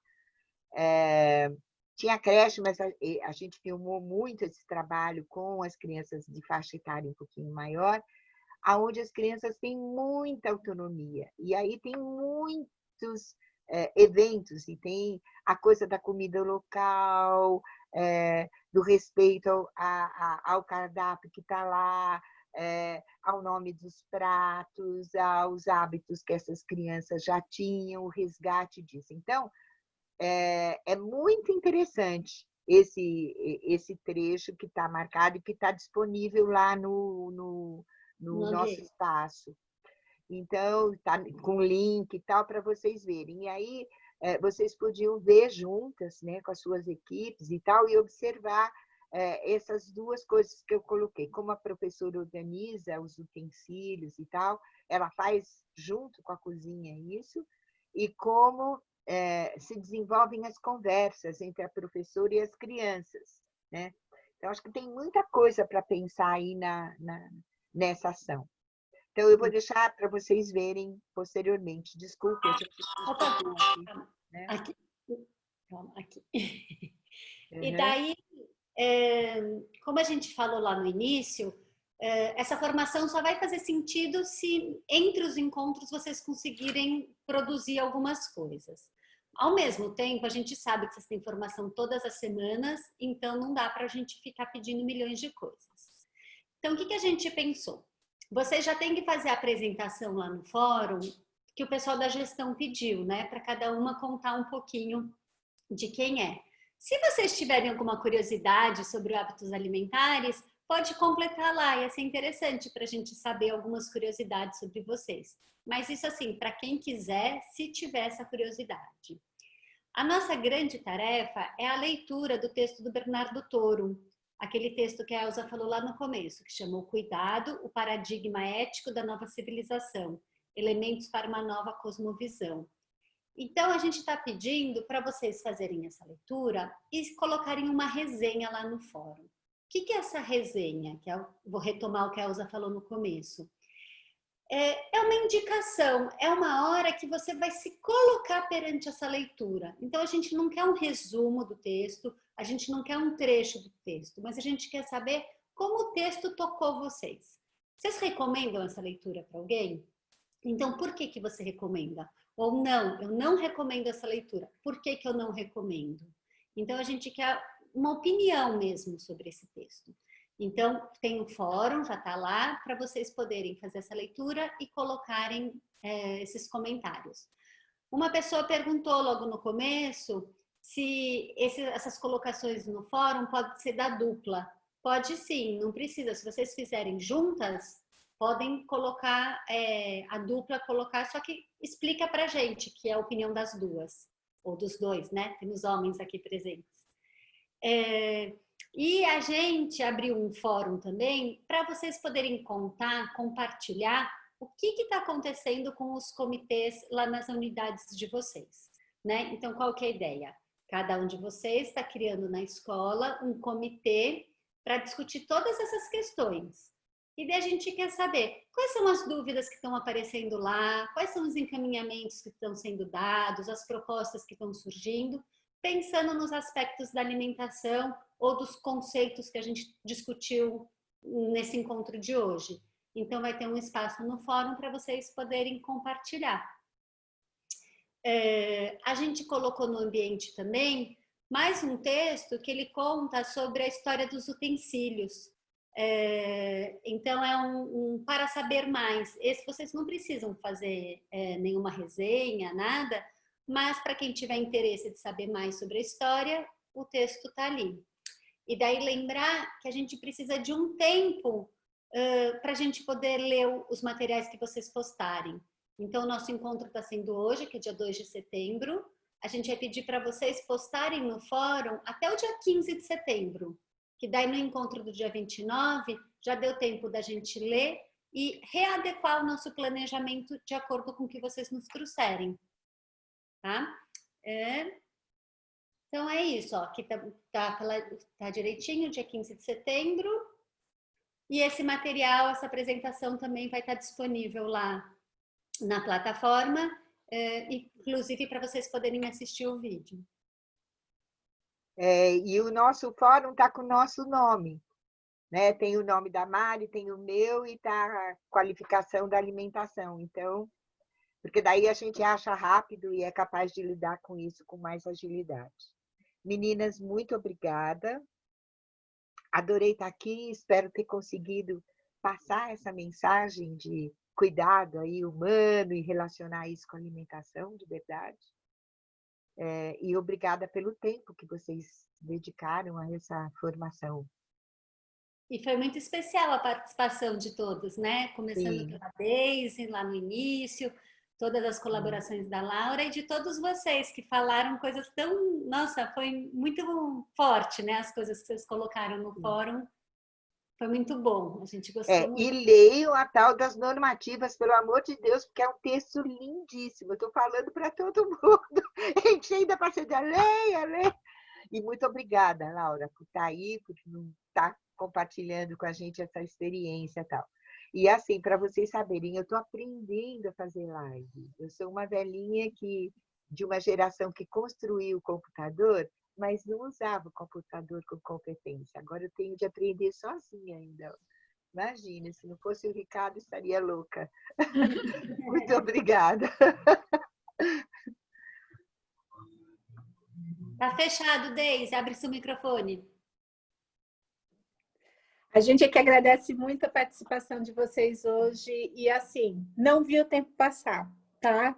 Eu falei, ai, que vontade de ficar mais. Essa conversa poderia durar, né? Todos os encontros têm sido assim, e isso é uma gratidão nossa para vocês, né? De quanta coisa a gente ainda pode trocar e pode fazer. E é bom saber que a gente ainda vai se ver nos próximos encontros, né? Sim. Que esse aqui é o começo e já tem tanta coisa aí. Então, muito obrigada, tá bom, meninas? Eu gostaria de convidar vocês duas e as formadoras da DIPED e a Laura para permanecer um pouquinho até o final, conforme as pessoas vão saindo, para a gente bater um papo aqui no final e saber se tem alguma dúvida em relação ao encontro de hoje e alguns acertos. Tá bom. Obrigada a todos, uma boa tarde, bom trabalho, povo. Tchau, meninos e meninas. Eu adorei ver carinhas conhecidas aqui. É bom, né?